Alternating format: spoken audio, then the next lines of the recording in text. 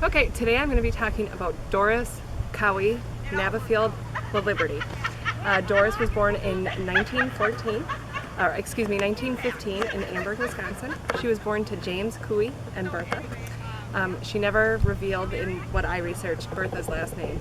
James was born in Scotland, and he made several trips across the Atlantic to the United States from Scotland. He was by trade a stonecutter, so he worked in quarries. He met Bertha. She was working at a boarding house that he was staying in the Amberg area. They bought a farm, and he started farming in Abrams, Wisconsin. He stopped stone cutting because it was too rough on his lungs. He needed to do something different. During this time, he made several trips up here to Niagara. One of them, he actually was very helpful during the Spanish influenza epidemic in 1918, and he worked in the clubhouse to help people do that. So he was familiar with the area. The farm life was very tough. One of Bertha's fears was lightning. A lot of times lightning could hit a house and kill the whole family.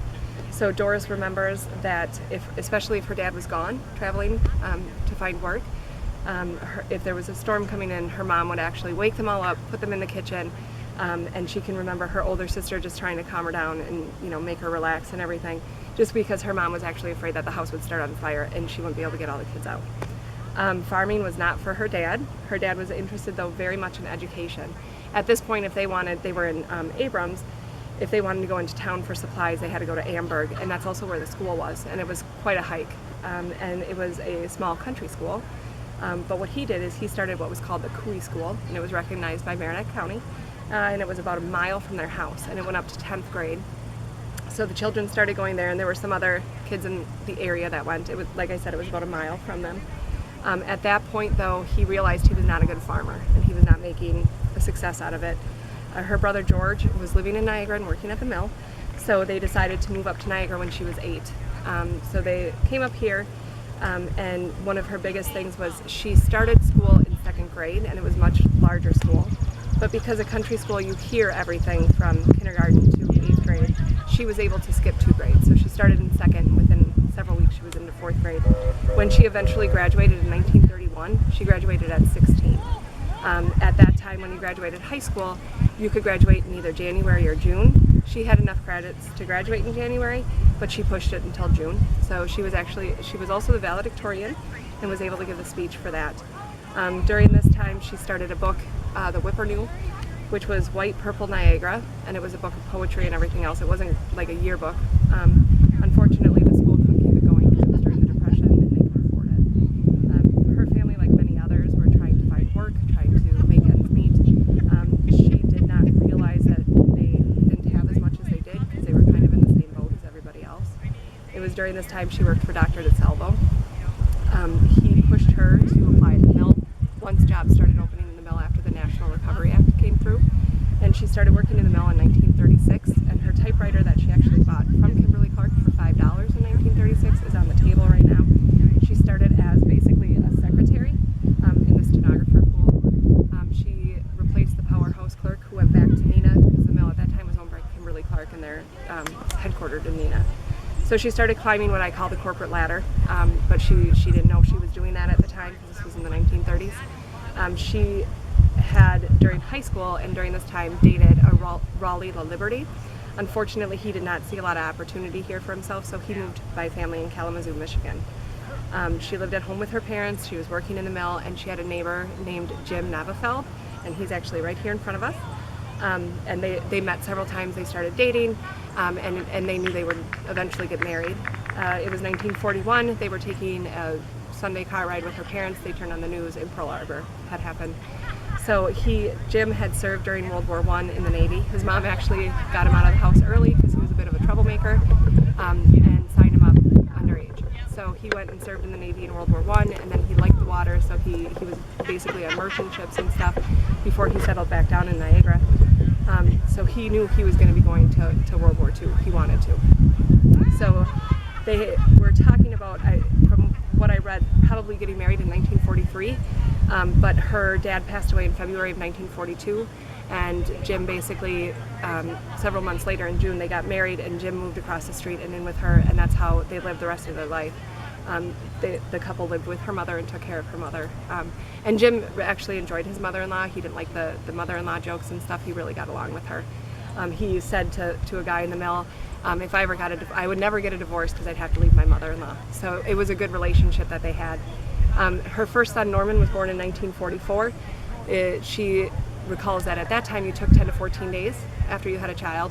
Unfortunately, during that time, they found out that her brother Cap was missing in action. Her mom took that it was very difficult for her. But her mom kind of glommed on to Norm and really, was an influence in his life and saw that as her baby, which allowed Doris to go back to work, which was different during that time, only because you could be a working wife, but you usually were not a working mother. And Doris went back to secretarial work in the mill and kept taking new positions, more responsibilities, things like that. Several years after Norm was born, they had another son, David, and it was at that time she took 2.5 years off and was a stay-at-home mom. But as soon as a temporary position in the mill opened up, she went back and reapplied. And it was through that position that the schedule manager, had a stroke, and the mill manager said, I think Doris can do this job, and all the men said, no, she can't. You can't have a woman as a manager.